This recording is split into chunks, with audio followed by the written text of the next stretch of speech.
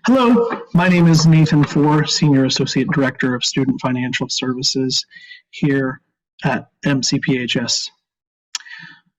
Today I'm going to walk you through, do a quick overview of how to submit your first tuition payment via the Student Account Center, how to log in, and how to navigate that website. Before I do, I wanted to just discuss a few important dates. Number one is the fall 2023 semester due date, which is August 1st.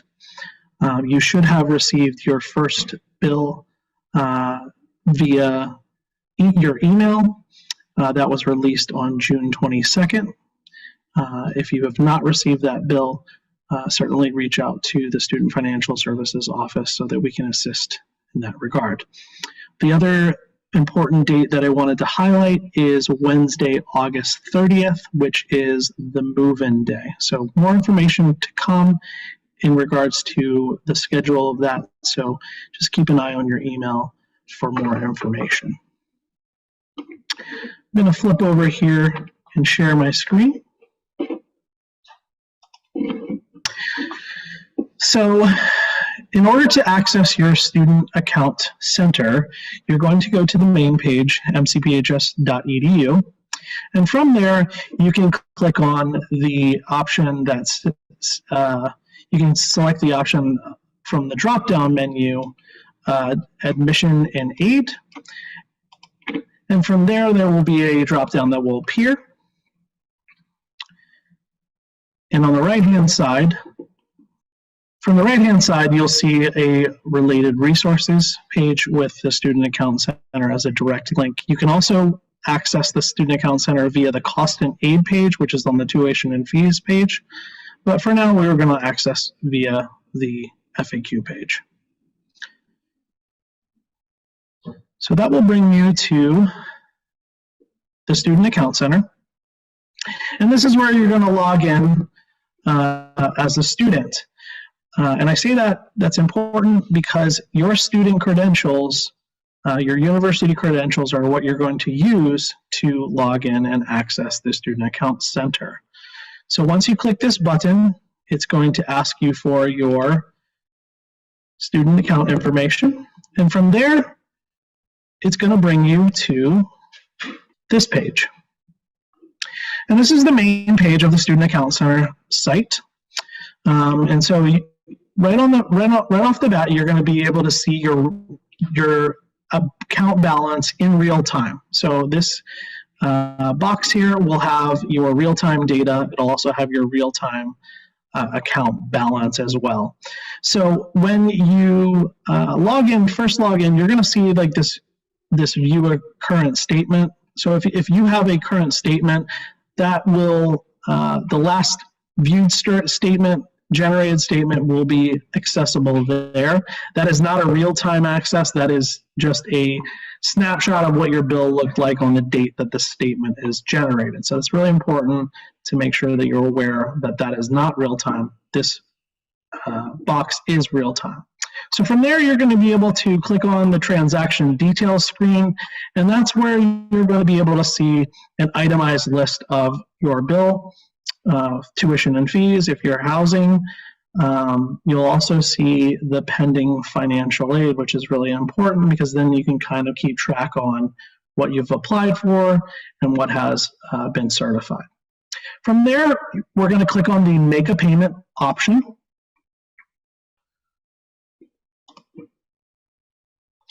And from there, it's going to bring you to the payment screen. And now it will default to the semester, the most recent semester bill. So here you're going to click on the account balance and you'll make sure that you select the current payment. And then it's automatically going to default to the current balance due. But if you're making a partial payment, you can select that amount and remove it or make a partial payment amount. From there, you're going to select the next payment method option, which is going to bring you to the payment method screen. You have the option of selecting to make a payment via your bank account through a credit or debit card, or international students can utilize the international payment method through Flywire. If you would like to avoid paying the 2.85% credit transaction fee, we would suggest that you make a payment using your bank account. So if you select that option, it's going to give you some information in terms of how am I going to make my payment. You're going to put in your account number as well as your bank name and select either checking or savings. Which account is it going to come from? You're going to put in your routing number and account number. Typically the routing number is the first number on the check on the left-hand side, and the account number follows that on the right side. So once you put in that information, you're going to click Save and Continue, and that will bring you to the finalized screen there to confirm and submit your payment. You also have the ability to save your bank account information, which is helpful for future use should you need want to make that payment through an additional semester. I do want to highlight one other thing. For students that want to add a parent or maybe a spouse onto this account, you can set up an authorized party.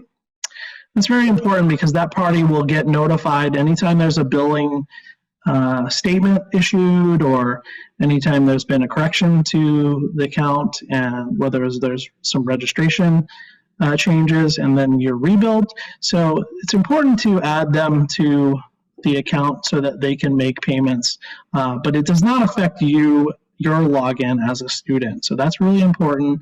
If you have another person that will be making payments on your behalf or will want to utilize the Student Account Center to be able to navigate this process, I would recommend certainly adding an authorized party. So from there, you also have the ability to set up a payment plan. I just want to highlight that really quickly. From there, it's going to take your balance and it will split it in equal payments depending on when you enroll. That could be a 5-month payment plan, or it could be a 4-month payment plan. That typically happens in July or August prior to the bill due date.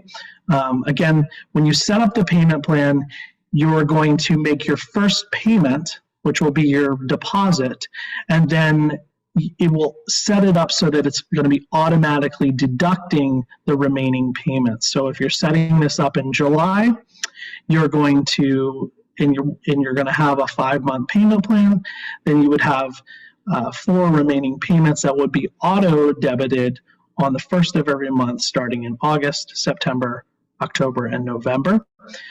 For those of you setting up a 4-month payment plan, your deposit would be due upon setup, and you would have 3 remaining payments, 1 in September, 1 in October, and 1 again in November. So, and that's just importance of highlighting that for this purpose. Alrighty, I'm going to stop share here.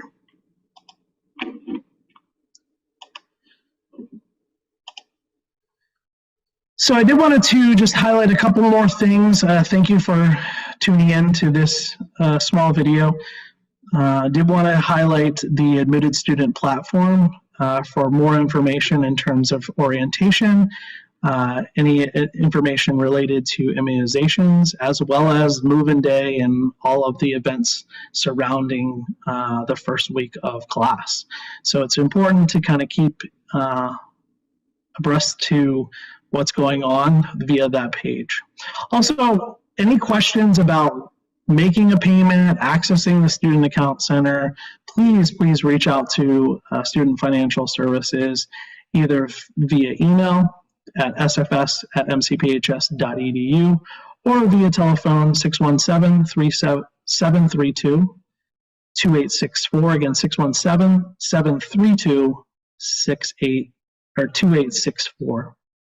I also did want to highlight that Student Financial Services does have opportunities for you to sign up for what we call affordability appointments. It's a real one-on-one session that you can sit down with a counselor, go through your bill, kind of walk through some planning methods and help navigate your first semester, as well as the next couple semesters to come. So I would certainly recommend that you take advantage of that if you have questions or concerns and are looking to resolve that prior to that August 1st fall semester deadline. So any questions, certainly please reach out to us. Thank you for your time, and we look forward to seeing you soon.